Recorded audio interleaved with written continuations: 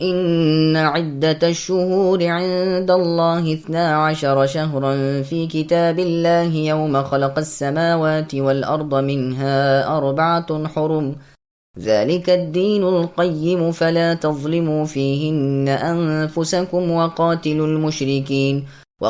المشركين كافة كما يقاتلونكم كافة وَاعْلَمُوا أَنَّ اللَّهَ مَعَ الْمُتَّقِينَ۔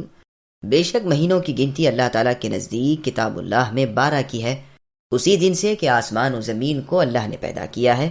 ان میں سے 4 حرمت و ادب کے ہیں، یہی درست دین ہے۔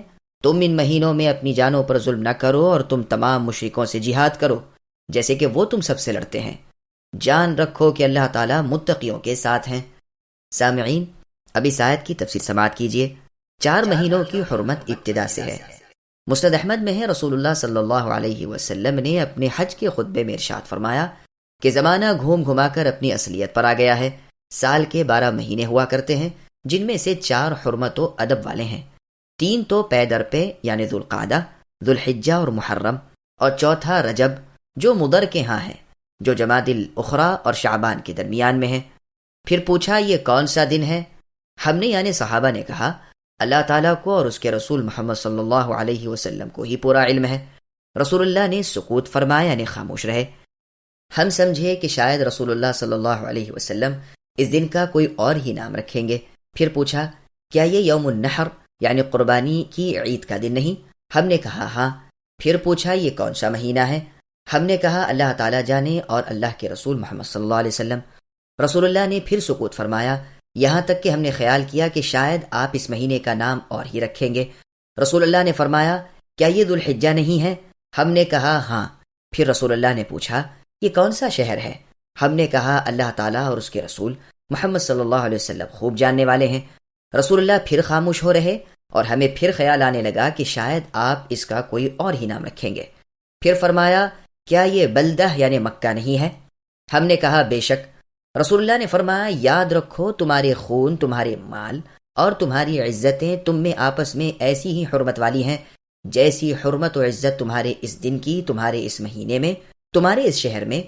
تم ابھی ابھی اپنے رب سے ملاقات کرو گے اور وہ تم سے تمہارے اعمال کا حساب لیں گے۔ سنو میرے بعد گمراہ نہ ہو جانا کہ ایک دوسرے کی گردن زدنی کرنے لگو۔ بتلاؤ کیا میں نے تبلیغ کر دی؟ سنو تم میں سے جو موجود ہیں انہیں چاہیے کہ جو موجود نہیں ان تک پہنچا دیں۔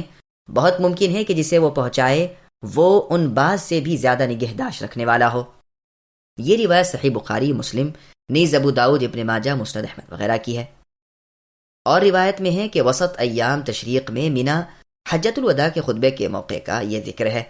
ابو حمزہ رقاشی رحمہ اللہ کے چچا جو صحابی ہیں کہتے ہیں کہ اس خطبے کے وقت میں رسول اللہ کی ناقہ یعنی اونٹنی کی نکیل تھامے ہوئے تھا اور لوگوں کی بھیڑ کو روکے ہوئے تھا۔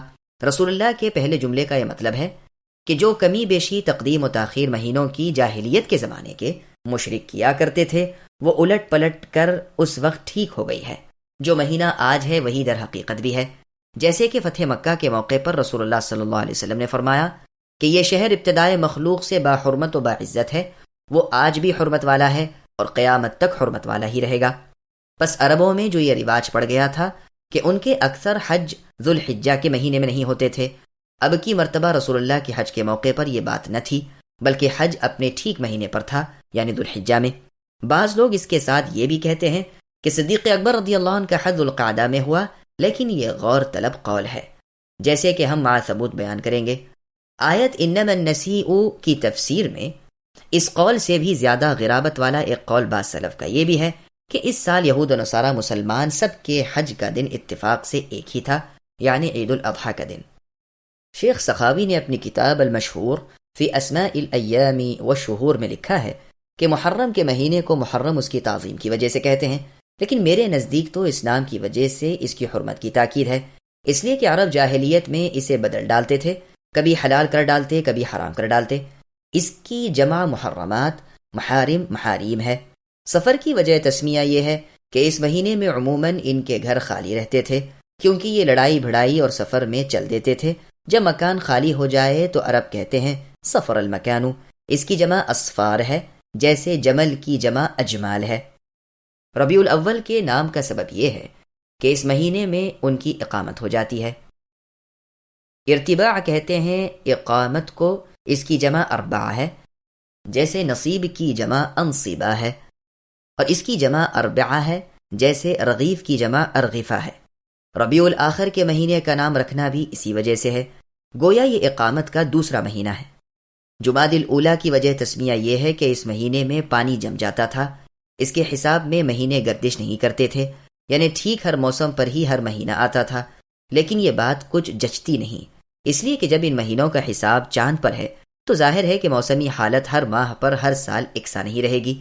ہاں، یہ ممکن ہے کہ اس مہینے کا نام جس سال رکھا گیا ہو اس سال یہ مہینہ کڑکڑاتے ہوئے جاڑے میں آیا ہو اور پانی میں جمود یعنی کھڑاؤ پیدا ہو گیا ہو۔ چنانچہ ایک شاعر نے یہی کہا ہے کہ جمادی کے سخت اندھیری راتیں جن میں کتا بھی بمشکل ایک آدھ مرتبہ ہی بھونک لیتا ہے۔ اس کی جمع جمادیات جیسے حبارہ اور حباریات، یہ مذکر مؤنث دونوں طرح مستعمل ہے۔ جمادی الاولیٰ اور جمادی الاخریٰ کہا جاتا ہے۔ جمادی الاخریٰ کی وجہ تسمیہ بھی یہی ہے، گویا یہ پانی کے جم جانے کا دوسرا مہینہ ہے۔ رجب یہ ماخوذ ہے ترجیب سے، ترجیب کہتے ہیں تعظیم کو، چونکہ یہ مہینہ عظمت و عزت والا ہے اس لیے اسے رجب کہتے ہیں۔ اس کی جمع ارجاب، رجاب اور رجبات ہے۔ شعبان کا نام شعبان اس لیے ہے کہ اس میں عرب لوگ لوٹ مار کے لیے ادھر ادھر متفرق ہو جاتے تھے۔ تشعب کے معنی ہیں جدا جدا ہونا، پس اس مہینے کا بھی یہی نام رکھ دیا گیا۔ اس کی جمع شعابین، شعبانات آتی ہیں۔ رمضان کو رمضان اس لیے کہتے ہیں کہ اس میں اونٹنیوں کے پاؤں بوجہ شدت گرما کے جلنے لگتے ہیں۔ رمضت الفصال اس وقت کہتے ہیں جب اونٹنیوں کے بچے سخت پیاسے ہوں۔ اس کی جمع رمضانات اور رماضین اور رامضہ آتی ہے۔ بعض لوگ کہتے ہیں کہ یہ اللہ تعالیٰ کے ناموں میں سے ایک نام ہے، یہ محض غلط اور ناقابل التفات قول ہے۔ میں یعنی ابن کثیر کہتا ہوں اس بارے میں ایک حدیث بھی وارد ہوئی ہے، لیکن ہے وہ ضعیف۔ میں نے کتاب الصیام کے شروع میں اس کا بیان کر دیا۔ شوال ماخوذ ہے شالت الابل سے، یہ مہینہ اونٹوں کی مستیوں کا مہینہ تھا، یہ دمیں اٹھا دیا کرتے تھے، اس لیے اس مہینے کا یہی نام ہو گیا۔ اس کی جمع شواویل، شواول، شوالات آتی ہے۔ ذوالقعدہ یا ذوالقعدہ کا نام ہونے کی وجہ یہ ہے کہ اس ماہ میں عرب لوگ بیٹھ جایا کرتے تھے، نہ لڑائی کے لیے نکلتے نہ اور سفر کے لیے۔ اس کی جمع ذوات القعدہ ہے۔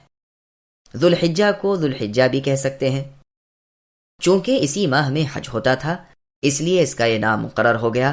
اس کی جمع ذوات الحجہ آتی ہے۔ یہ تو تھی وجہ ان مہینوں کے ناموں کی۔ اب ہفتے کے 7 دنوں کے نام اور ان ناموں کی جمع سنیے۔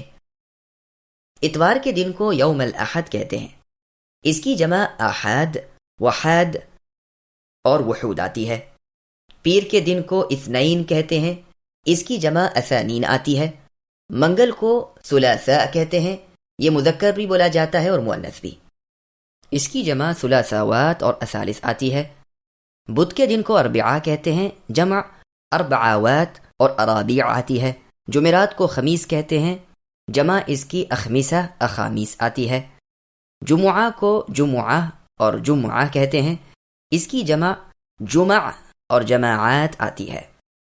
سنیچر یعنی ہفتے کے دن کو سبت کہتے ہیں، سبت کے معنی ہیں قطع کے، چونکہ گنتی ہفتے کے دنوں کی یہیں پر ختم ہو جاتی ہے اس لیے اسے سبت کہتے ہیں۔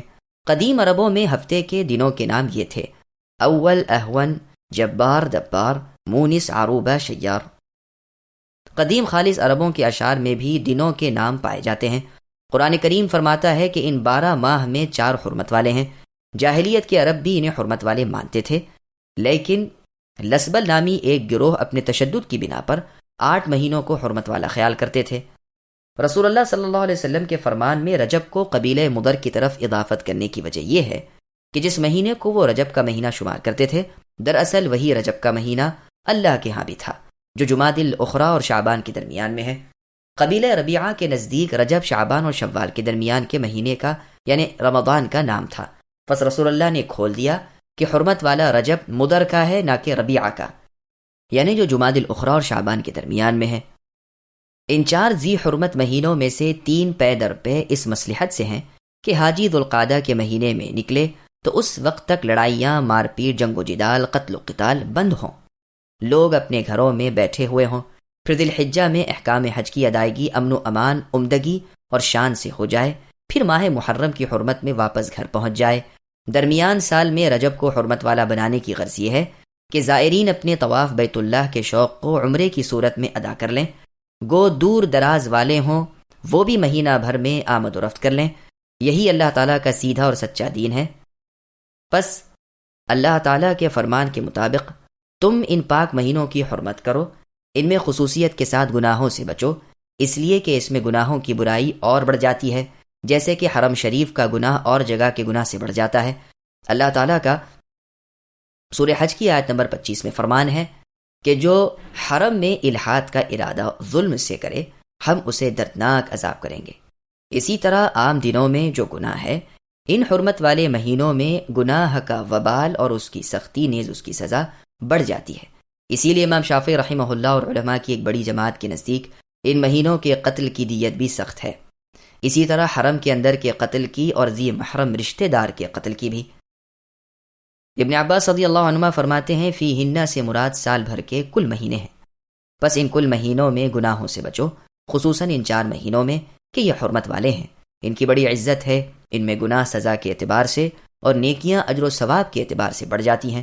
قتادہ رحمہ اللہ کا قول ہے کہ ان حرمت والے مہینوں میں گناہ کی سزا اور بوجھ بڑھ جاتا ہے، گو ظلم ہر حال میں بری چیز ہے، لیکن اللہ تعالیٰ اپنے جس امر کو چاہے بڑھا دیں۔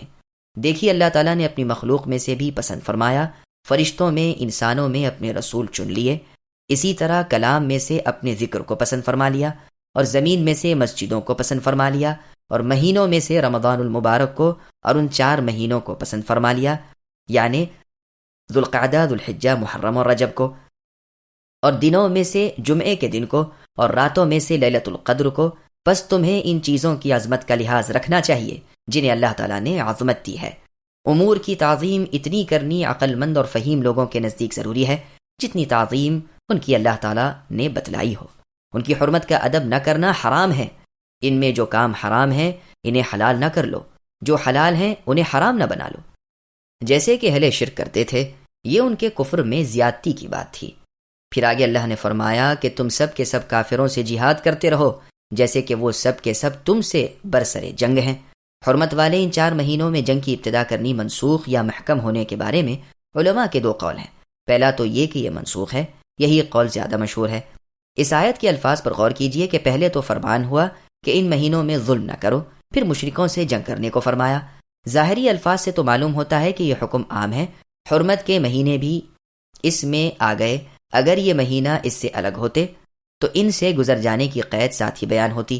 رسول اللہ نے طائف کا محاصرہ ماہ ذی القعدہ میں کیا تھا، جو حرمت والے مہینوں میں سے ایک ہے، جیسا کہ بخاری اور مسلم میں ہے کہ رسول اللہ حوازن قبیلے کی طرف ماہ شوال میں چلے۔ جب ان کو ہزیمت ہوئی اور ان میں کے بچے ہوئے بھاگ کر طائف میں پناہ گزین ہوئے تو رسول اللہ وہاں گئے اور 40 دن تک محاصرہ رکھا، پھر بغیر فتح کیے ہوئے وہاں سے واپس لوٹ آئے۔ بس ثابت ہے کہ رسول اللہ نے حرمت والے مہینے میں محاصرہ کیا۔ دوسرا قول یہ ہے کہ حرمت والے مہینوں میں جنگ کی ابتدا کرنی حرام ہے اور ان مہینوں کی حرمت کا حکم منسوخ نہیں۔ اللہ تعالیٰ کا سورہ مائدہ کی آیت نمبر 2 میں فرمان ہے کہ شعائر ربانی کو اور حرمت والے مہینوں کو حلال نہ کر لیا کرو، اور سورہ مائدہ کی آیت نمبر 194 میں ہے کہ حرمت والے مہینے حرمت والے مہینوں کے بدلے ہیں اور حرمتیں قصاص ہیں، پس جو تم پر زیادتی کرے تو تم بھی ان سے ویسی ہی زیادتی کا بدلہ لے لو۔ اور سورہ توبہ کی آیت نمبر 5 میں اللہ نے فرمایا فَإِذَا انْسَلَخَ الْأَشْهُرُ الْحُرُمُ فَاقْتُلُوا الْمُشْرِكِينَ کہ حرمت والے مہینوں کے گزر جانے کے بعد مشرکوں سے اے مسلمانوں جہاد کرو۔ یہ پہلے بیان گزر چکا ہے کہ یہ 4 مہینے ہیں ہر سال میں، نہ کہ تسییر کے مہینے، جو کہ 2 قولوں میں سے ایک قول ہے۔ پھر آگے اللہ نے فرمایا کہ تم سب مسلمان ان سے یعنی ان کفار و مشرکین سے اسی طرح لڑو جیسے کہ وہ تم سے سب کے سب لڑتے ہیں۔ ہو سکتا ہے کہ یہ اپنے پہلے سے جدا گانا نہ ہو، اور ہو سکتا ہے کہ یہ حکم بالکل نیا اور الگ ہو، مسلمانوں کو رغبت دلانے اور انہیں جہاد پر آمدہ کرنے کے لیے۔ تو اللہ تعالیٰ فرماتے ہیں کہ جیسے تم سے اے مسلمانوں و کفار جنگ کرنے کے لیے بھیڑ بھیڑا کر جمع ہو کر چاروں طرف سے ابل پڑتے ہیں، تم بھی اپنے سب کلمہ گوئیوں کو لے کر ان سے مقابلہ کرو۔ یہ بھی ممکن ہے کہ اس حملے میں مسلمانوں کو حرمت والے مہینوں میں جنگ کرنے کی رخصت دی ہو، جبکہ حملہ ان کی یعنی کفار و مشرکین کی طرف سے ہو۔ جیسے آیت الشہر الحرام میں ہے، اور جیسے آیت وَلَا تُقَاتِلُوهُمْ عِنْدَ الْمَسْجِدِ الْحَرَامِ حَتَّى يُقَاتِلُوكُمْ فِيهِ میں بیان ہے کہ ان مشرکین سے مسجد حرام کے پاس نہ لڑو جب تک کہ وہ خود وہاں لڑائی نہ کریں، ہاں اگر وہ تم سے لڑائی کرنے میں ابتدا کریں تو تم بھی ان سے لڑو۔ یہی جواب حرمت والے مہینے میں رسول اللہ صلی اللہ علیہ وسلم کے طائف کے محاصرے کا ہے کہ دراصل یہ لڑائی تتمہ تھی حوازن کی اور ان کے ثقفی حلیفوں کی لڑائی کا، انہوں نے ہی لڑائی کی ابتدا کی تھی۔ ادھر ادھر سے رسول اللہ کے مخالفین کو جمع کر کے لڑائی کی دعوت دی تھی، پس رسول اللہ ان کی طرف بڑھے، یہ بڑھنا بھی حرمت والے مہینے میں نہ تھا۔ یہاں شکست اٹھا کر یہ لوگ طائف میں بھاگ چھپے اور وہاں قلعہ بند ہو گئے۔ رسول اللہ اس مرکز کو خالی کرانے کے لیے اور آگے بڑھے۔ مشرکوں نے مسلمانوں کو نقصان پہنچایا، مسلمانوں کی ایک جماعت کو قتل کر ڈالا، ادھر محاصرہ جاری رہا، منجنیق وغیرہ سے 40 دن تک ان کو گھیرے رہے۔ الغرض اس جنگ کی ابتدا حرمت والے مہینے میں نہیں تھی، لیکن جنگ نے طول یعنی لمبائی کھینچی، حرمت والا مہینہ بھی آ گیا۔ جب چند دن گزر گئے آپ نے محاصرہ ہٹا لیا، پس جنگ کا جاری رکھنا اور چیز ہے اور جنگ کی ابتدا اور چیز ہے، اس کی بہت سی نظیریں ہیں، واللہ اعلم۔ اب اس میں جو حدیثیں ہیں ہم انہیں سیرت میں بھی بیان کر چکے ہیں، واللہ اعلم۔